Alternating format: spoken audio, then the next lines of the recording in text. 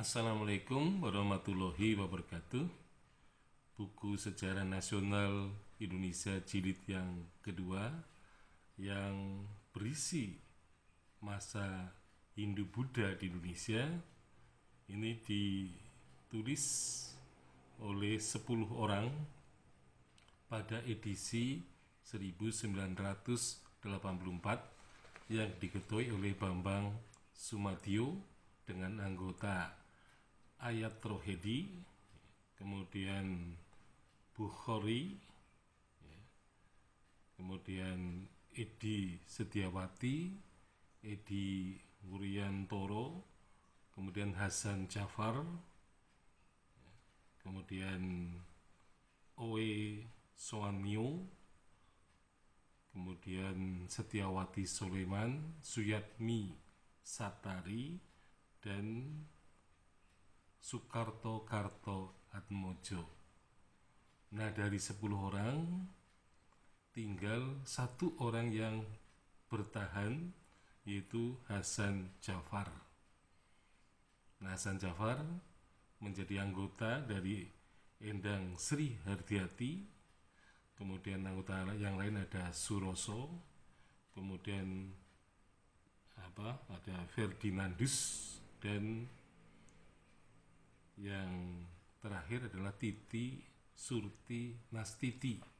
Jadi ada 5 orang yang menulis kembali, terutama pada edisi pemutakhiran.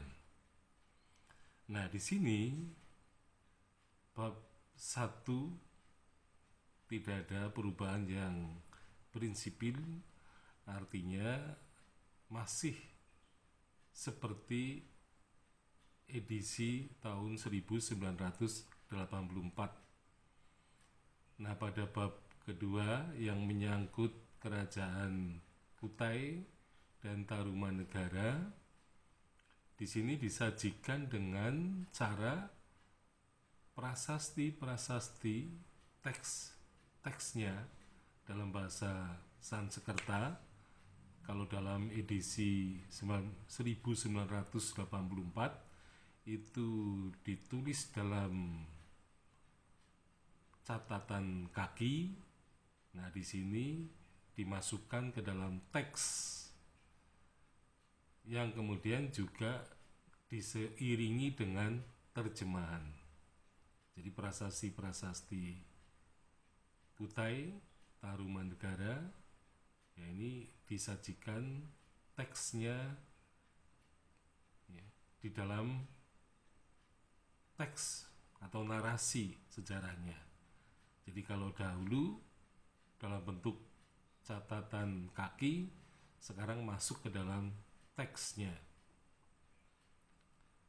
Nah, tujuannya adalah rupanya supaya pembaca buku sejarah nasional Indonesia itu bisa terkonsentrasi ya, membaca teks prasasti yang berbahasa Sanskerta, dan kemudian di bawahnya ada terjemahan di dalam bahasa Indonesia.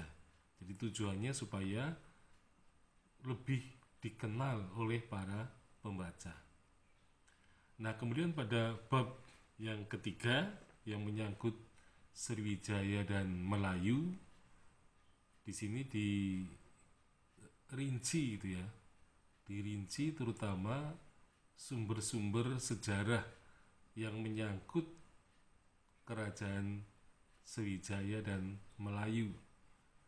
Jadi kalau pada edisi 1984 hanya disebut sumber-sumber sejarah saja, tetapi pada bab yang ketiga ini edisi Mutakhir 2010, di situ disebut prasasti, kemudian juga berita-berita Cina yang terkait, terutama menyangkut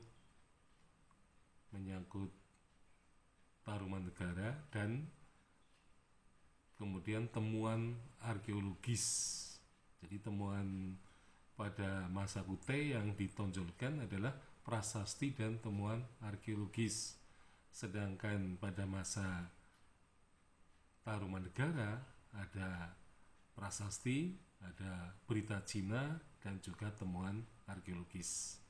Pada bab ini terdapat tambahan subbab C, yaitu yang menyangkut kerajaan Panai, yang di dalam edisi 1984 tidak ada gitu ya, kerajaan itu. Nah, kemudian pada bab keempat gitu ya, buku edisi 1984 itu hanya berisi tentang Wangsa Sailendra saja. Tetapi pada edisi pemutakhiran ditambah Wangsa Isana. Jadi sebenarnya Wangsa Isana ini disajikan pada edisi 1984 ini pada bab kelima. Ya, jadi bab kelima itu buku ya bab 5, di situ ada urean mengenai Wangsa Sailendra dan Wangsa Isana dan juga kerajaan Kediri atau Pangjalu. Tetapi pada edisi pemutakhiran bab yang kelima itu hanya berisi kerajaan Kediri. Jadi tidak bersama dengan Wangsa Isana. Jadi penyajiannya Wangsa Isana digabung dengan Wangsa Sailendra. Nah, ketika membahas Wangsa Sailendra, memang di sini kemudian ditambahkan ya mengenai prasasti-prasasti yang penting yang berkaitan dengan kerajaan Mataram Puna itu ya, yaitu prasasti Wanua Tengah 3, di mana di situ ditemukan 13 orang raja Mataram yang tentu saja berbeda dengan prasasti Mantiasih yang ada 9 orang raja. Jadi di sini ada 4 tambahan raja Mataram yang tidak terdapat pada prasasti Mantiasih. Nah, kemudian juga ada prasasti Tihang yang merupakan prasasti saksi mata ya, karena di situ terdapat angka tahun Sanjaya Warsa dan angka tahun Saka, sehingga rahasia tahun Saka bisa dipecahkan melalui prasasti Tihang ini. Nah, kemudian pada bab ke-6 ya, dari kedua edisi itu berisi hal yang sama, yaitu kerajaan-kerajaan Bali. Jadi isinya kelihatannya tidak ada perubahan. Nah, kemudian pada bab berikutnya tentang kerajaan Sunda, ya, di situ ada kerajaan Galuh. Jadi pada bab ini memang merupakan narasi ya, sejarah Sunda. Kemudian pada bab terakhir ya, bab terakhir itu bab yang ke-8 itu berisi mengenai narasi kerajaan Majapahit, Singasari dan Majapahit. Jadi 3 bab terakhir ya, yaitu bab ke-6,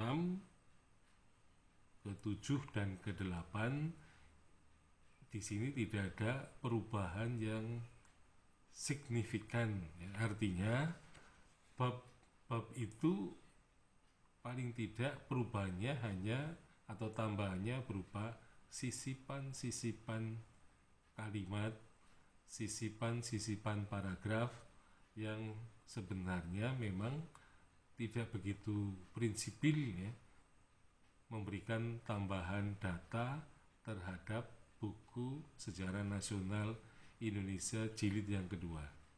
Jadi pada prinsipnya jilid yang kedua ini sebenarnya hanya memperoleh ya tambahan-tambahan atau revisi-revisi yang sangat juga sedikit gitu ya. Jadi memang sayang sekali bahwa publikasi-publikasi, terbitan-terbitan dari hasil-hasil penelitian sebenarnya banyak yang diperoleh, tetapi banyak pula yang tidak dimasukkan ke dalam buku Sejarah Nasional Indonesia jilid yang kedua. Mestinya kalau hasil-hasil penelitian yang terbaru yang relevan bisa ditambahkan, maka buku Sejarah Nasional jilid Indonesia yang jilid yang kedua ini akan mendapatkan ya, produk yang lebih baik ya, meskipun di situ juga merupakan karya Tambal Sulam. Nah, seperti halnya dengan jilid 1 edisi pemutakhiran ini rupa-rupanya tidak menjadikan gambar dan foto sebagai lampiran dari buku itu, tetapi gambar dan foto ini dimasukkan ke dalam teks sebagai penjelasan terhadap narasi sejarah yang disajikan. Jadi buku jilid 1 juga tidak ada lampiran foto, tidak ada lampiran gambar. Begitu pula dengan jilid yang kedua. Lampiran foto dan gambar tidak ada, yang ada adalah lampiran genealogi. Sekian, Assalamualaikum warahmatullahi wabarakatuh.